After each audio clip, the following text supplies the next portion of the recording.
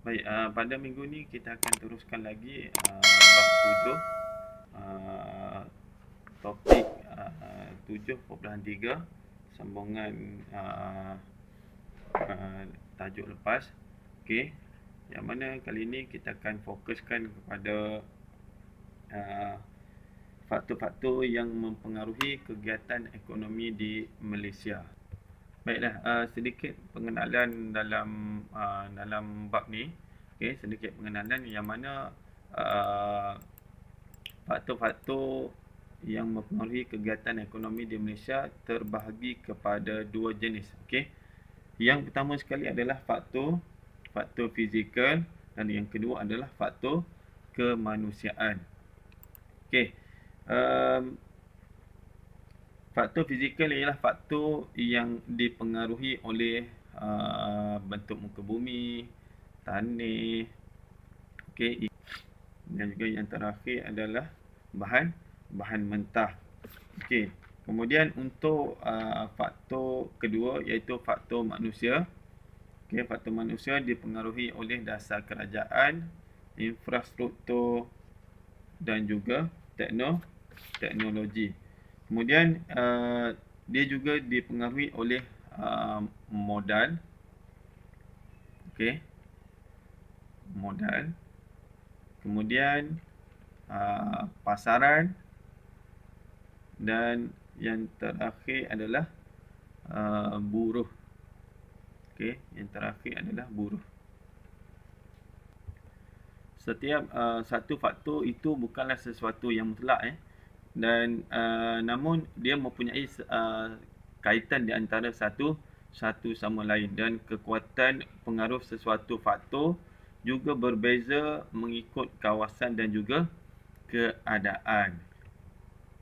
Okey, kebiasaan kebiasaan kalau soalan ditanya dalam bentuk apakah faktor ataupun pengaruh bentuk muka bumi yang mempengaruhi kegiatan ekonomi, antaranya adalah seperti tanah pamah, tanah tinggi, pinggir laut, okey, pulau, saliran, tanah beralun, mana-mana sahaja itu adalah fakta-fakta yang pelajar boleh masukkan dalam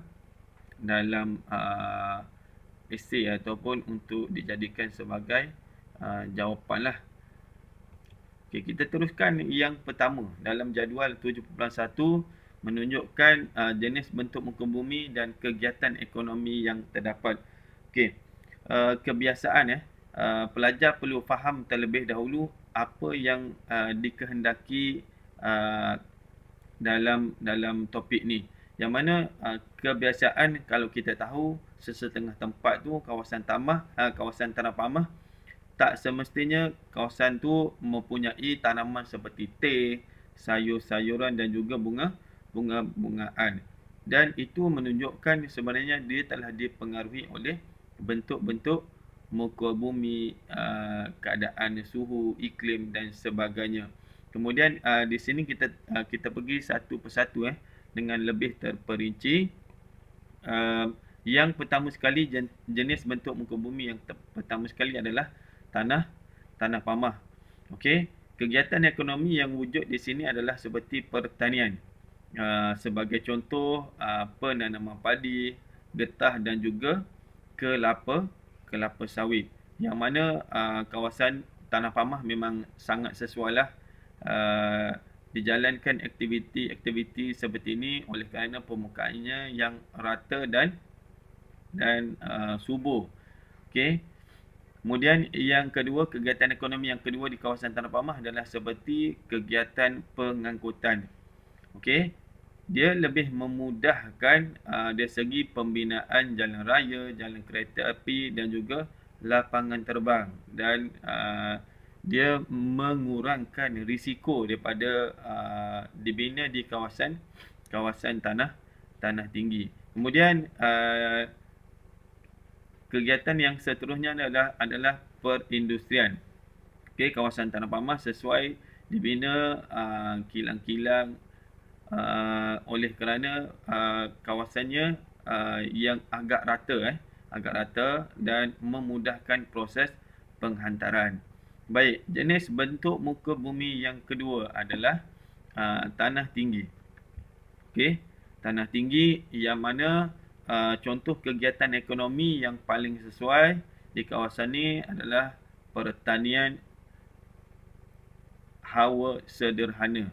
Okey, pertanian ni dia memfokuskan oleh kerana kawasan tu bersuhu lebih rendah daripada kawasan tanah pamah dan sesuai ditanam tanaman seperti teh, sayur-sayuran dan juga bunga-bungaan.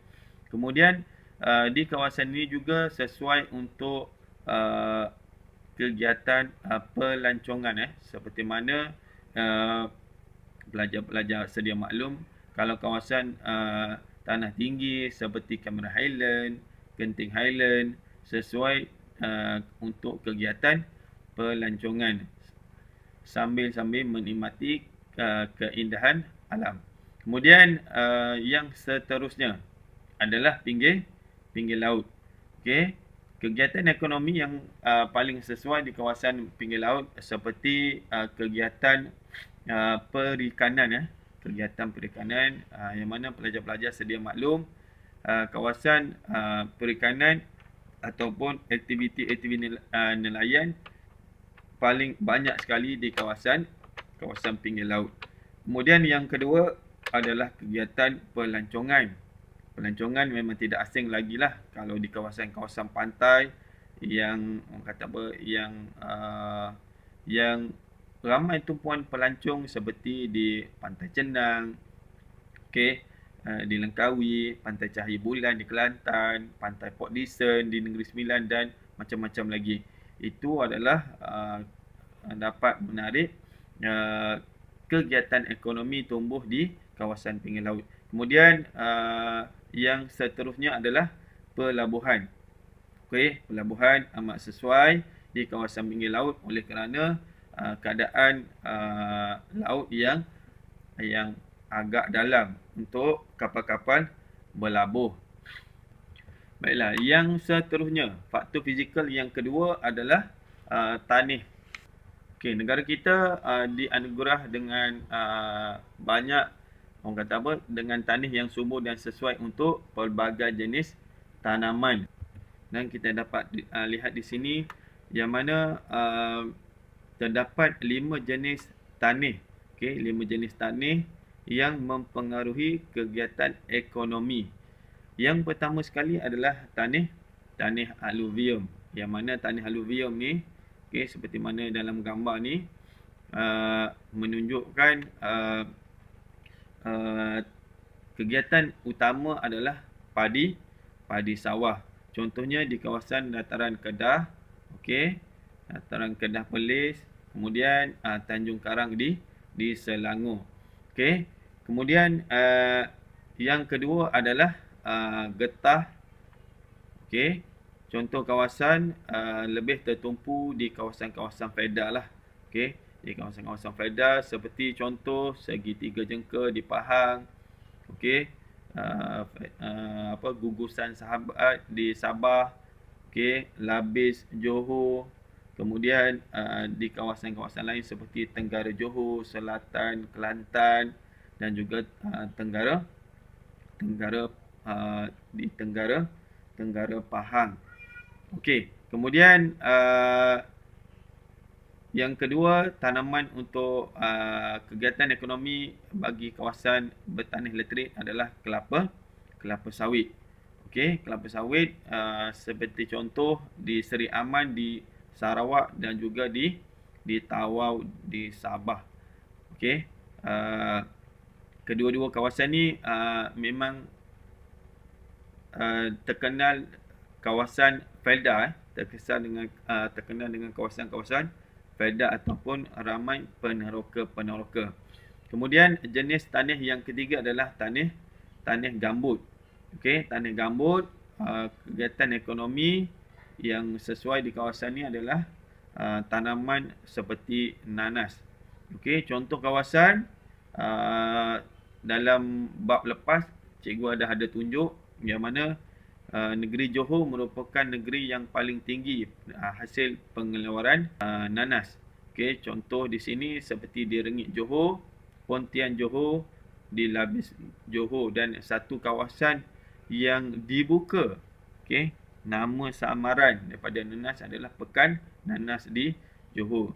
Kemudian yang ketiga, yang keempat, jenis tanah yang keempat adalah pasir. Okey, pasir, kegiatan ekonomi di sini seperti gajus, okey, buah gajus di pantai Kelantan dan juga Terengganu. Manakala untuk kelapa di kawasan Bagan Datuh di Perak. Okey. Tanah yang kelima adalah tanah jenis beris. Okey. Tanah jenis beris yang mana kegiatan ekonomi yang sesuai dekat sini adalah kenaf ataupun tembakau lah. Okey, contoh lokasi di Pasir Putih, Kelantan, Setiu, Marang dan Besut, Terengganu. Di Kelantan tu dekat Bacok pun ada. Okey, dekat Bacok pun ada aktiviti penanaman kenaf ataupun tembakau ni. Okey. Okey, sedikit fakta tambahan berkaitan dengan beris ni. Tanah beris ni adalah tanah yang terdiri daripada campuran tanah liat dan juga pasir. Baiklah, kita teruskan dengan faktor fizikal yang ketiga adalah iklim. Okey, negara kita adalah beriklim khatulistiwa dan menerima cahaya matahari yang banyak. Dan purata suhu Malaysia ialah 27 darjah Celsius dengan jumlah hujan tahunan yang melebihi 2,600 mm setahun. Keadaan iklim yang panas dan lembap sepanjang tahun mempengaruhi jenis kegiatan ekonomi seperti pertanian, pelancongan, perikanan dan juga pembalakan. Sebagai contoh, penerimaan hujan yang banyak membekalkan air yang mencukupi untuk kegiatan pertanian dan juga aquaculture. Pelbagai jenis tanaman seperti padi, getah, kelapa sawit, koko, nanas, kopi dan lada hitam dapat hidup dengan subur. Cahaya matahari dan air yang mencukupi membantu proses fotosintesis untuk tumbuh-tumbuhan membesar dengan baiklah. Cuaca yang sejuk juga dengan suhu yang sederhana iaitu kira-kira 18 darjah Celsius di kawasan tanah tinggi seperti Kundasang, Sabah dan juga Cameron Highlands di Pahang amat sesuai bagi penanaman teh, sayur-sayuran dan juga bunga-bungaan selain daripada kegiatan pelancongan seperti mana yang dimaklum tadi. Okey. Dalam gambar ni menunjukkan ini adalah Kundasang iaitu kaki gunung Kinabalu. Selain daripada kegiatan ni ada juga kegiatan penternakan lembu tenusu di kawasan kaki gunung Kinabalu ni di Kundasang. Kawasan ni yang sejuk, suhu sederhana tadi. Di sini cikgu suka bagi gambaran sebagai contoh kegiatan perikanan lah. Okey, kegiatan perikanan kalau kita lihat di sini mungkin akan terjejas pada musim tengkujuh bagi nelayan di kawasan pantai timur lah oleh kerana keadaan lautnya yang bergelora. Contohnya di antara bulan November hingga Mac lah kebiasaannya lah. Itu adalah tempoh yang kebiasaan berlakunya hujan. Dan tetapi di kawasan pantai barat Semenanjung Malaysia, okey, kegiatan perikanan ini dapat dijalankan seperti biasa sepanjang tahun. So jelaslah yang mana keadaan iklim ni juga boleh mempengaruhi kegiatan iklim di sesebuah kawasan. Okey, cikgu harap pelajar-pelajar jelaslah kenapa iklim ni juga boleh mempengaruhi di antara satu sama lain lah. Baik, faktor fizikal yang keempat adalah saliran, yang mana Malaysia mempunyai sistem saliran yang baik, yang sistematik. Dengan adanya pengairan baik, maka kegiatan pertanian juga dapat dijalankan dengan baik. Sebagai contoh, penanaman padi memerlukan pengairan yang baik untuk proses penanaman seperti penanaman padi di dataran Kedah Perlis. Okey, yang mana sistem kawasan pengairan lebih tertumpu di sungai Sungai Muda di Kedah. Okey, untuk makluman pelajar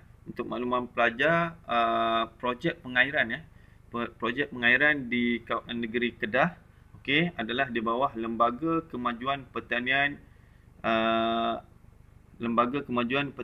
Muda ataupun singkatan dia adalah MADA, MADA.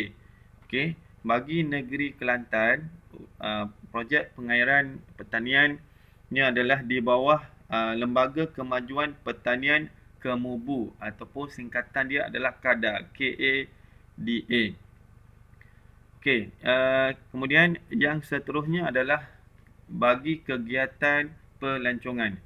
Okey, iaitu seperti pelancongan air di Melaka River Cruise juga dapat dijalankan apabila adanya sistem saliran yang baik. So, kita dapat lihat yang mana gambar rajah ni menunjukkan ini adalah kawasan tali air di sawah padi.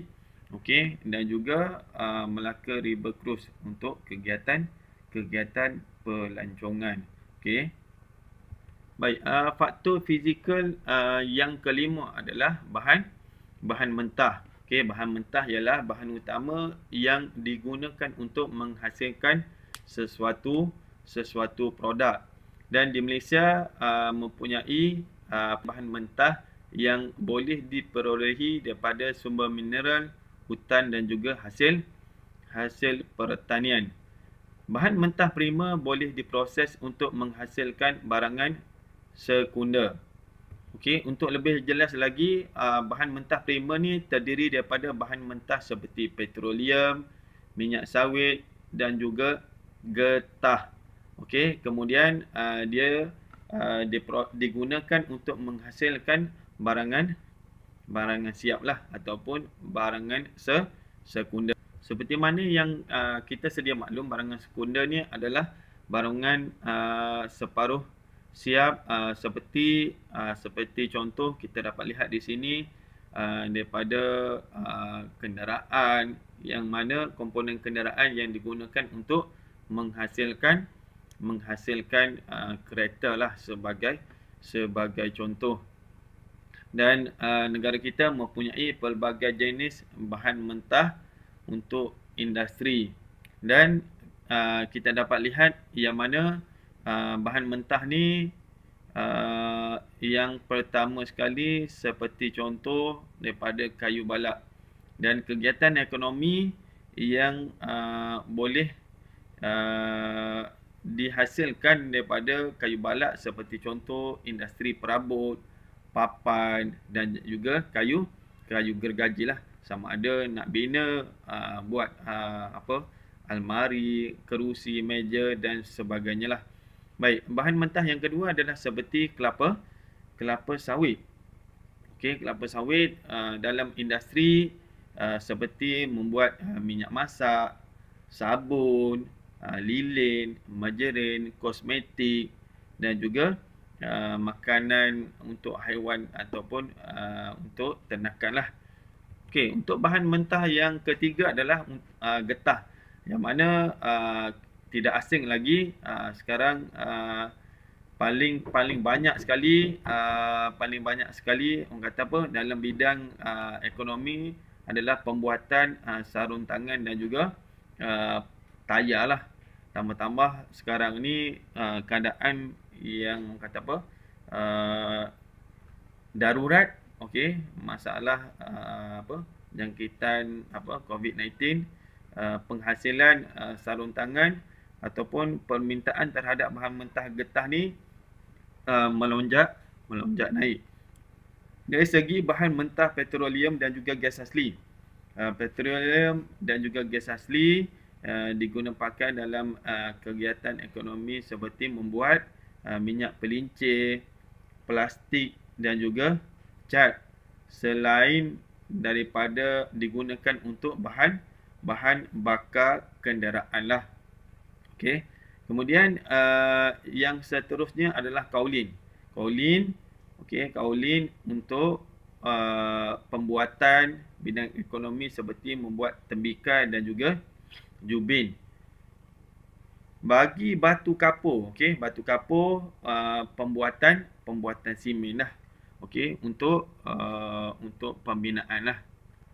Baiklah, itu sahaja faktor fizikal yang mana mempengaruhi kegiatan ekonomi di Malaysia. Kita tengok faktor yang kedua, iaitu faktor manusia.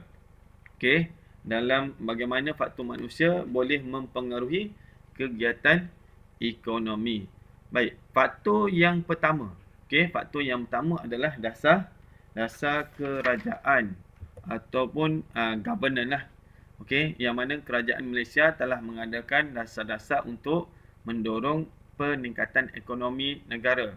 Iaitu yang pertama sekali, dasar pertanian negara yang berperanan memaksimumkan sumbangan sektor pertanian kepada keluaran dalam negara kasar KDNK. Kemudian, pelan induk industri yang berperanan merangka secara terperinci kegiatan sektor perindustrian dan sektor industri kecil untuk menghasilkan penggunaan sumber secara optimum. Dan dasar pendidikan kebangsaan yang berperanan memenuhi keperluan tenaga kerja mahir. Okey, di sini yang mana kita dapat lihat dasar-dasar kerajaan ni tidak asing lagi, yang mana dapat membantu untuk pendapatan dari segi pendapatan negara. Okey. Selain itu juga kita lihat yang mana pihak berkuasa kemajuan pekebun kecil perusahaan getah, okey, RISDA, juga diwujudkan bagi menjalankan penanaman semula getah untuk pekebun kecil, manakala Lembaga Penyatuan dan Pemulihan Tanah Persekutuan FEKRA dan Lembaga Kemajuan Tanah Persekutuan FELDA memainkan peranan untuk membuka kawasan pertanian baru. Okey, untuk dasar pertanian negara ni bukan saja tertumpu kepada petani-petani ataupun pekebun-pekebun kecil, tapi juga memfokuskan kepada sektor swasta dalam penanaman hutan secara komersial bagi meningkatkan bekalan kayu untuk pembangunan industri kayu kayan lah. Dengan hasil penanaman kayu ni, dia akan dapat memberi keuntungan apabila dia dieksport ke luar negara. Okey. Untuk pelan induk perindustrian bukan sekadar membantu kilang-kilang besar beroperasi, tetapi juga membantu industri kecil di kawasan-kawasan luar bandar ataupun dikenali sebagai industri kecil sederhana ataupun IKS untuk memasarkan produk-produk secara optimum. Sebagai contoh, kalau kita lihat di kawasan luar bandar, aktiviti seperti pembuatan seperti keropok leko, okey, keropok leko, kerepek, budu, cincaluk dan sebagainya lah. Okey, itu adalah antara IKS industri kecil sederhana yang termasuk dalam pelan induk perindustrian untuk menjana ekonomi negara, selain membantu golongan ataupun penduduk yang di kawasan luar bandar.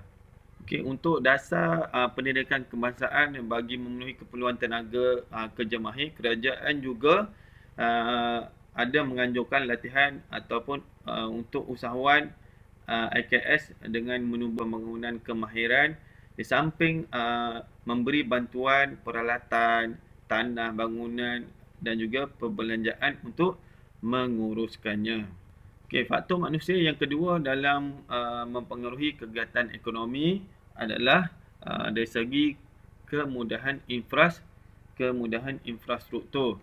Okey, di sini yang mana kewujudan jaringan pengangkutan yang baik seperti jalan raya, jalan kereta api, jalan air, udara memudahkan proses pengangkutan bahan mentah dari sumbernya ke kilang dan barangan siap ke pasaran ataupun untuk dieksport lah sebagai contoh.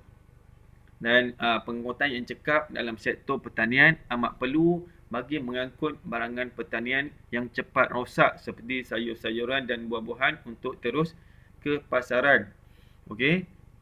Itu adalah sektor pertanian. Manakala kalau sektor perindustrian kita dapat lihat yang mana perlu mengangkut barangan mentah dari sumbernya ke kilang dan barangan siap ke pasaran. Sebagai contoh di sini kalau kita tengok yang mana pun kapal-kapal ke kilang pemprosesan di pinggir laut. Kemudian di sini kita dapat lihat yang mana untuk dihantar ke stesen minyak, okey, dia perlu dihantar dengan menggunakan lori tangki melalui jalan raya, dan petroleum yang dieksport pula diangkut menggunakan kapal tangki khas melalui jalan laut. Dengan ini wujudnya pengangkutan seperti kita dapat lihat landasan kapal terbang antarabangsa Kuala Lumpur dan lapangan terbang antarabangsa Pulau Pinang memudahkan penghantaran barangan elektrik dan barangan lain yang mudah rosak dapat dihantar dengan lebih cepat lagi lah. Okay, sistem pengangkutan dalam negara yang efisien juga diperlukan dalam sektor pelancongan, terutama untuk keselesaan pelancong luar datang melancong ke Malaysia. Kalau naik kapal datang ke Malaysia memang makan berminggu-minggu lah. Okay. Kalau kita nak ke Langkawi, biasa kita naik speedboat pun makan masa sejam ataupun kalau ombak bergelora sejam lebih lah. Tapi kalau kita menggunakan kapal terbang sekejap saja, okay, tak sampai sejam, kita dah sampai ke Langkawi lah. Sekiranya kita daripada Pulau Pinang lah, dekat, lebih dekat lagi. Okay, kemudian dari segi kemajuan telekomunikasi, negara juga telah membantu kepesatan pembangunan ekonomi melalui penggunaan internet. Dengan ini urusan perniagaan dapat dikendalikan dengan lebih mudah lah.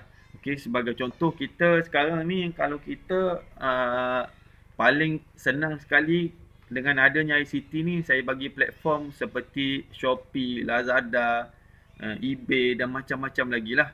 Okay, dengan adanya kemudahan telekomunikasi ni, dia membantu mempercepatkan lagi kita punya, orang kata apa, interaksi di antara pembeli dan juga penjual lah.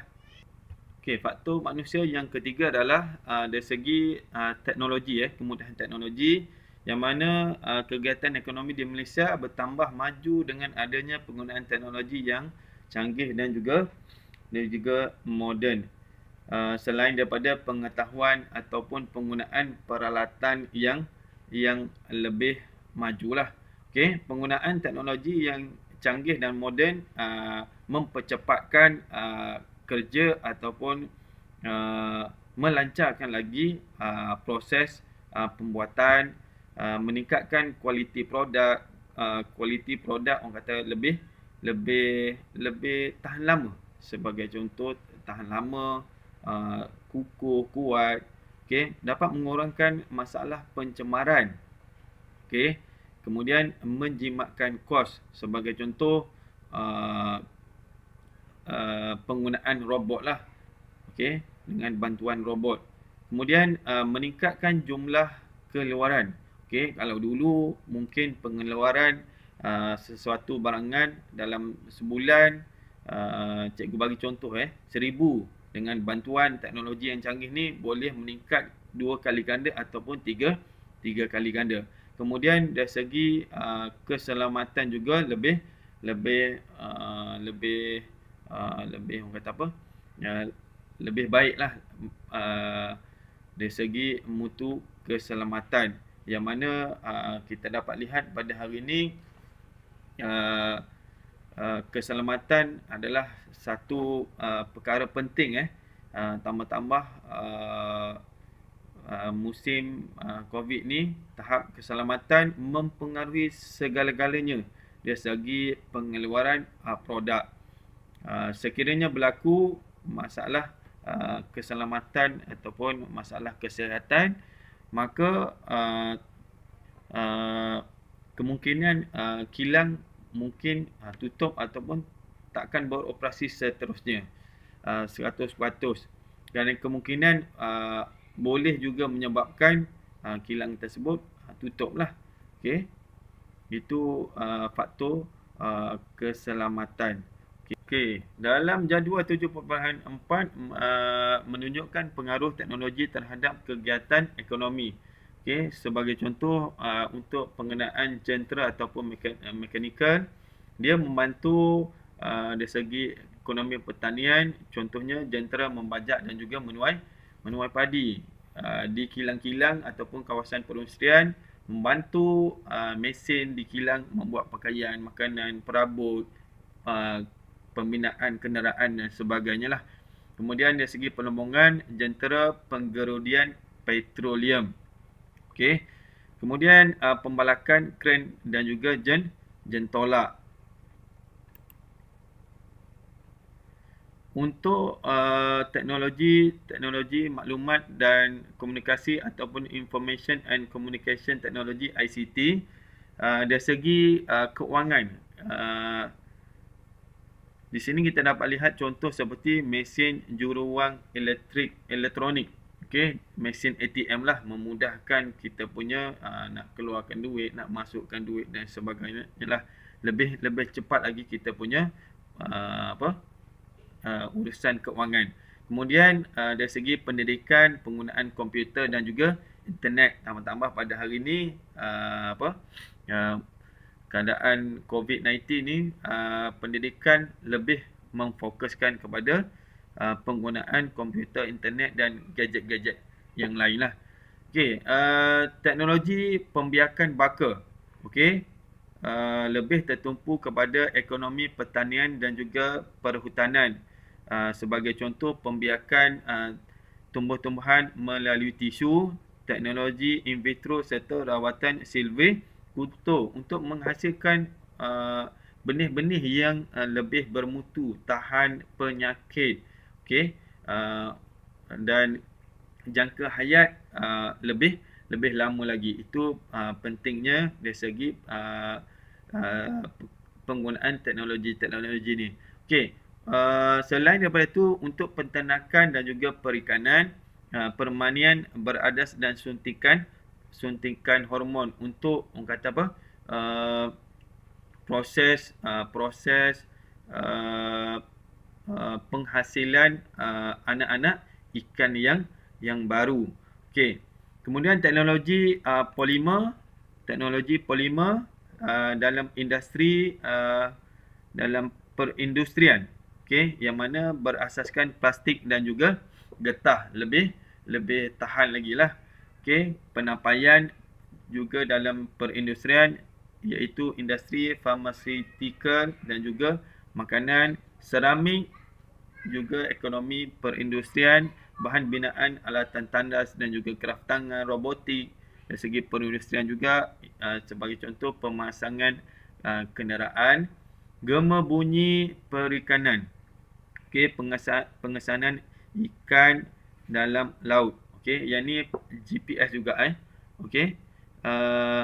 Sonar. Okey, bukan GPS, sonar.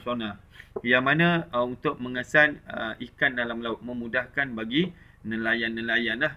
Okey, untuk menangkap ikan. Kemudian sistem kedudukan sejagat ataupun Global Positioning System, GPS, untuk pengangkutan. Sistem pengangkutan lebih pintar, lebih cekap, seolah-olah kita dapat mengenal pasti sesuatu tempat tu dengan lebih tepat lagi. Okey, pada hari ini kita dapat lihat penggunaan ni sangat mesra dalam Waze, okey, ataupun Google Map lah. Kemudian seismik untuk ekonomi perlumbungan, mengesan kawasan petroleum di tengah laut lah. Okey, nanoteknologi untuk perindustrian juga, pengeluaran litar elektrik. Kemudian kimia pun ekonomi perindustrian, pembuatan cat dan juga baja. Kemudian satu lagi adalah sistem maklumat geografi ataupun Geography Information System ataupun GIS. Yang ni lebih kepada tertumpu dalam bidang perkhidmatan. Sebagai contoh, pemetaan kawasan untuk mapping kawasan, menganggarkan guna tanah ataupun mengesan kawasan bencana lebih awal lagi lah. Okey, itu adalah berkaitan dengan kemudahan teknologi. Okey, kita tengok faktor manusia yang keempat. Okey, adalah modal. Okey, modal kemajuan ekonomi sesebuah negara bergantung kepada jumlah modal sedia ada lah. Biasalah kalau nak berniaga kita perlukan modal lah. Okey, dengan adanya modal kita dapat menjalankan urus niaga dengan baik dan membantu meningkatkan ekonomi. Terdapat dua jenis modal di Malaysia, iaitu modal domestik dan juga modal pelaburan langsung asing. Okey, modal domestik diperolehi daripada simpanan individu ataupun pembiayaan syarikat ataupun institusi yang memberi pinjaman modal. Sebagai contoh, institusi kerajaan seperti Permodalan Nasional Berhad ataupun PNB lah. Okey, yang tu salah satu contoh lah. Selain daripada tu, institusi semi kerajaan seperti bank sekarang ni, agrobank lah. Agrobank, agrobank, lain-lain lagi, bank, kalau tak silap, banyak dah bank sekarang ni yang menawarkan pembiayaan untuk pertanian lah. Okey, kalau dulu memang agrobank lah antara yang paling cepat dalam membantu modal lah kepada peminjam-peminjam. Yang lain lagi adalah seperti Majlis Amanah Rakyat MARA kita, MARA. Okey, yang mana memberi pinjaman untuk usahawan IKS. Kemudian pelaburan langsung asing pula diperolehi melalui kemasukan pelabur asing ke Malaysia dan melaburkan modal untuk membina kilang, perniagaan, ladang dan sebagainya.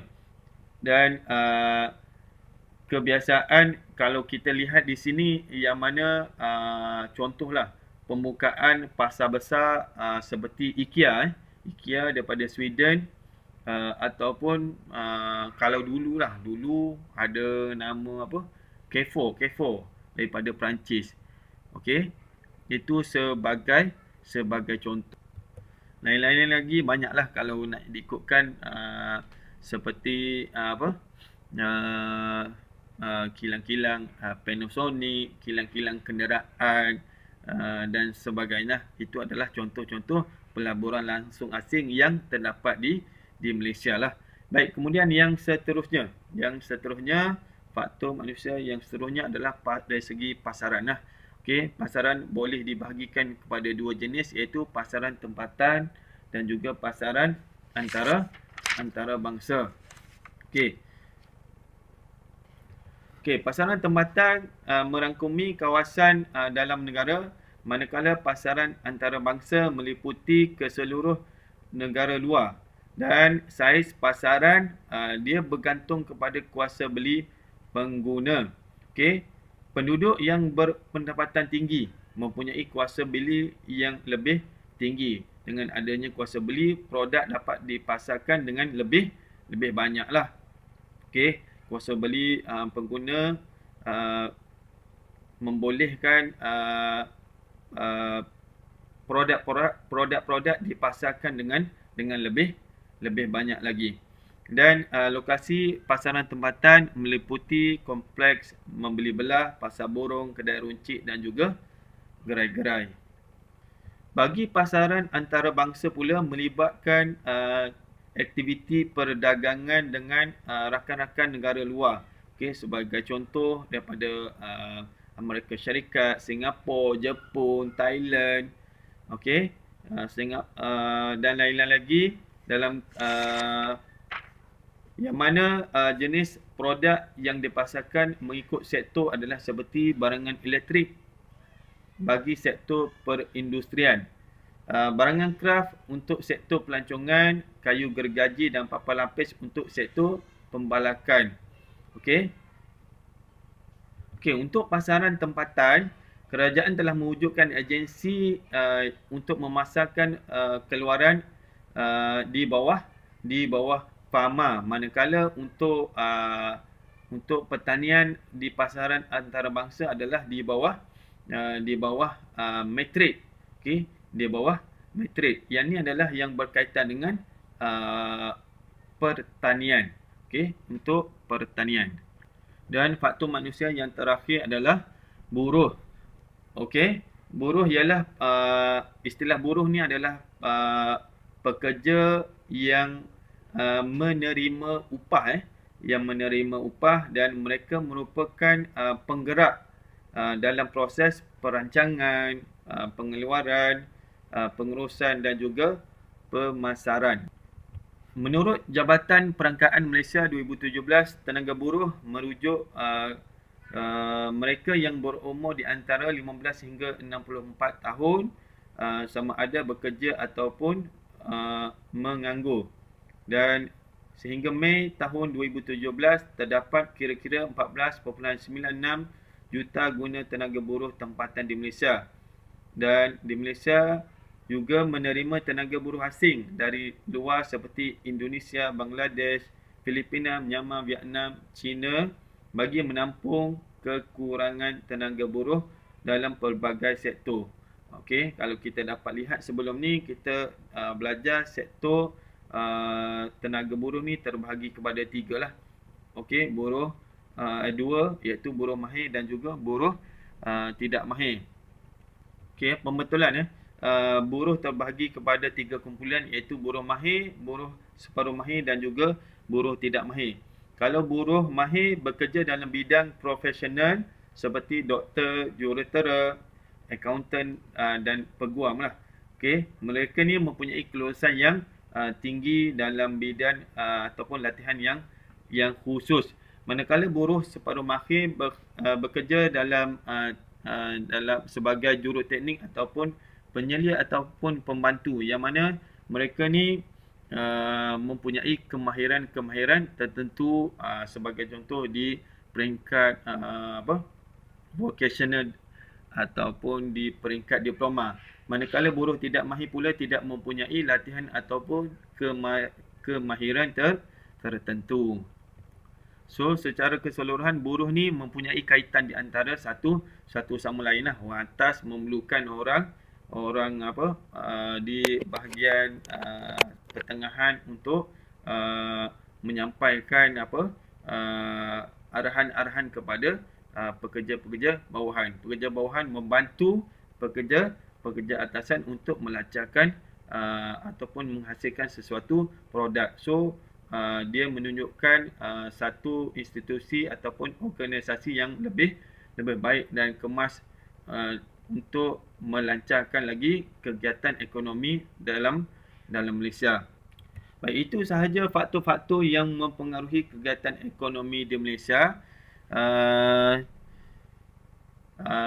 Cikgu harap dapat membantu sedikit sebanyak pemahaman pelajar dalam topik kecil ini, dan kita akan sambung lagi pada topik akan datang. Sekian, kita sudahi dengan tasbih kafarah dan juga surah Al-Asr. Sekiranya ada masalah boleh berhubung dengan guru kelas masing-masing ataupun boleh rujuk di